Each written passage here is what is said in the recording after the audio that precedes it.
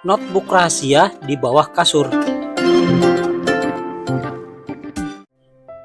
Pernahkah nemu barang random di bawah kasur? Terus hidup kamu jadi beda total. Kali ini aku gambar sambil cerita tentang Deno dan notebook aneh penuh ide kocak yang ternyata bisa ngubah hidupnya. Cerita ini lucu, penuh imajinasi dan pastinya bikin kamu mikir 2 kali sebelum buang barang gak penting.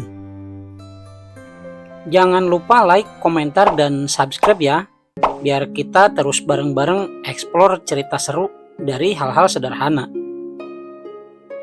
Namaku Deno, anak kelas 9 yang punya mimpi jadi orang hebat, tapi lebih sering tidur siang daripada nulis mimpi.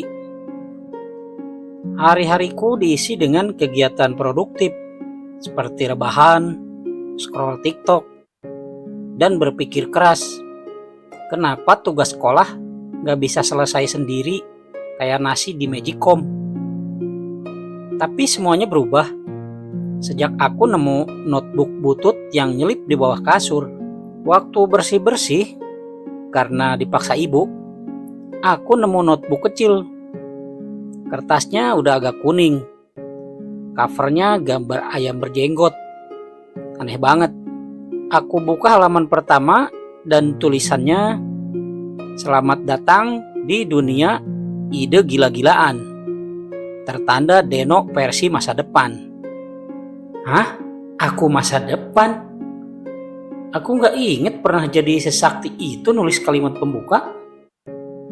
Isi notebook aneh itu adalah coretan-coretan ide konyol. Celana panjang multifungsi bisa jadi tenda darurat, es krim rasa semangka goreng, komik tentang sapu yang pengen resign dari pekerjaan. Tapi entah kenapa, baca semua itu bikin aku ketawa dan terinspirasi. Ternyata dulu aku sering nulis ide-ide iseng yang random. Tapi itu bikin aku semangat. Karena dari yang receh kadang bisa jadi karya keren.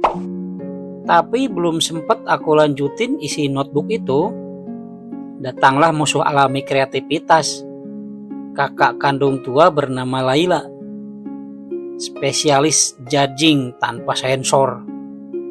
Kayak Laila bicara, "Notebook apa nih? Isinya kayak skripsi alien gagal."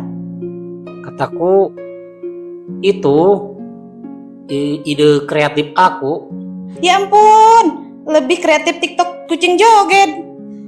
Aku langsung ciut. Hampir kubakar tuh notebook. Tapi untung ibu nyelamatin. Ibu bilang, "Gak apa-apa dibilang aneh. Kadang aneh itu justru nanti jalan suksesmu." suatu malam aku ketiduran sambil nulis ide. Tiba-tiba, jam. Aku masuk ke dalam dunia yang dibentuk dari semua isi notebookku itu. Aku naik sapu terbang yang pengen pensiun, ditemani komik celana tenda yang bisa bicara, dan bertarung melawan monster anti ide yang selalu bilang, "Itu gak mungkin, gak masuk akal, gak ada gunanya." Tapi di dunia itu aku sadar, kreativitas tuh kayak mimpi. Gak semua orang bisa lihat. Tapi kalau kita jagain, bisa jadi nyata.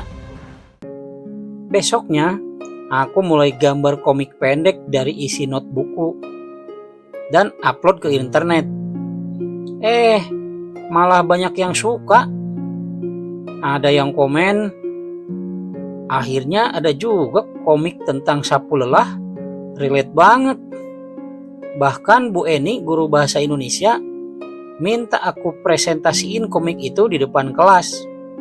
Dan Kak Laila diam-diam, tapi diamnya beda. Kali ini diam karena kagum. Jangan anggap remeh ide-ide kecil dan sepele. Bisa jadi itulah yang bikin kamu beda dari orang lain.